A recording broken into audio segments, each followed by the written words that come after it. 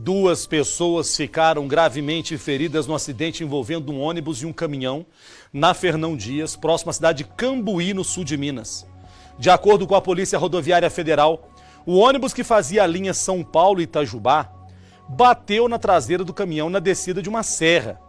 O ônibus transportava 20 passageiros. Olha só, uns da Santa Cruz, como ficou bem estragado, hein?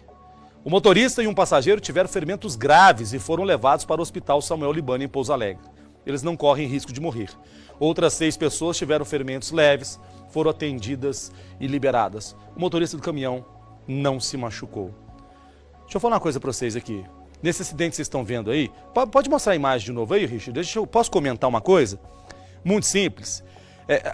Outro dia a gente viu, nós mostramos aqui, mostramos na Record TV, no interior de São Paulo, um ônibus com estudantes universitários, que o ônibus tombou na serra do lado direito e matou várias pessoas. Todas estavam sentadas do lado direito.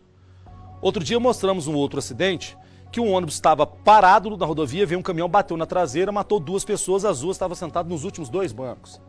Mas mesmo assim, eu vou dizer para vocês, Dudu, eu não arrisco quando viajo de ônibus, eu não sento no primeiro banco, mas nem a pau e nem atrás do motorista. Só no meio, porque a possibilidade, a probabilidade, se for ter que acontecer, não tem jeito, acontece, né? Se for para poder morrer de um acidente de um 11, cai um cometa, Halley, em cima do 11, estoura, arrebenta tudo, mata todo mundo, não tem jeito. Mas a probabilidade de ferimentos mais graves e de morte é para quem senta na frente.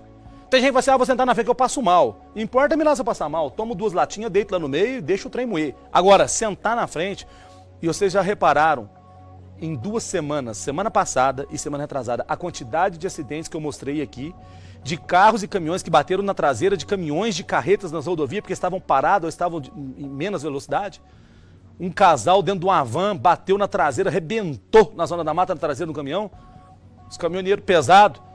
O acidente que nós mostramos na Serra do Francisco Sá, o que aconteceu? Uma carreta parada, veio outro, bateu na traseira e foi batendo todo mundo, engavetou, pegou fogo.